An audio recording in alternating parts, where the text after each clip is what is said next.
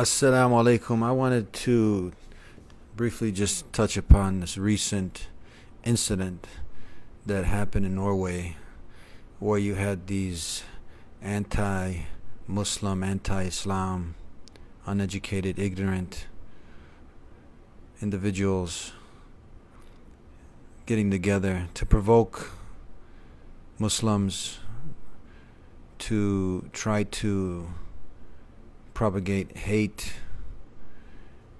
by getting together and burning the verbatim word of God Almighty, the Quran. So we know that these things are going to continue to happen. But now how we respond to them, if every time a trap is set, and these are traps set, how are we going to go about dealing with these things? Our response is going to be fruitful? Are they going to produce fruitful results? So we have an individual that I would talk to as if I'm talking to my son. And many people are lifting him up as some hero of the Quran. But I wouldn't consider my own son, who I'm trying to raise in the deen, who are going to be, inshallah, warriors in the deen, who have good adab, good character, akhlaq. We want all of our children to be true ambassadors to this deen. But if he ran out and he tried to throw some kick and punch, and then you have all of this escalating and then other people getting involved, you see this other brother arguing with police and drama, a big drama show, what's the benefit at the end?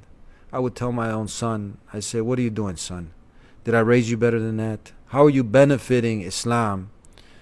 How are you benefiting the ummah? What's the next guy going to come with? A bottle, a knife, a bat? We know how this goes. We know this violence just escalates. We got too many of those. We got too many people with zeal. They have this, they bring this hood stuff. They bring this street mentality. They bring this zeal. But it has to be based on knowledge. So I would tell my son, this is not the way forward for anybody. It's not going to produce anything good. It's like Coca-Cola. Everybody's all excited for a moment. The guy's watching too many Arturos and thinking we're at that time. And now, what have you done? The fizz from the Coca-Cola is gone. You got a sugar rush. What are you left with? Diabetes? What are you left with if you keep drinking that garbage? And what are we left with if all we got is people but just feeding into the stereotype that Muslims are violent? So brothers and sisters, don't fall into these traps. Use this zeal and this energy to really benefit the ummah. Learn your deen. Make sure you're waking up for Fajr. Make sure you're hitting the books, that you're understanding the basics of Islam. You're staying away from the clubs. You're not following your desires. And Allah didn't tell you to defend the deen this way. Get out there intellectually, convey this message, live it, having the good adab, the good akhlaq, that people can see you are a true ambassador to Islam, that you're representing it with good character, good morality. And then you're calling people to what Allah subhanahu wa ta'ala, to the Creator, God Almighty, told you to call them to. And I believe in Norway, you have projects underway.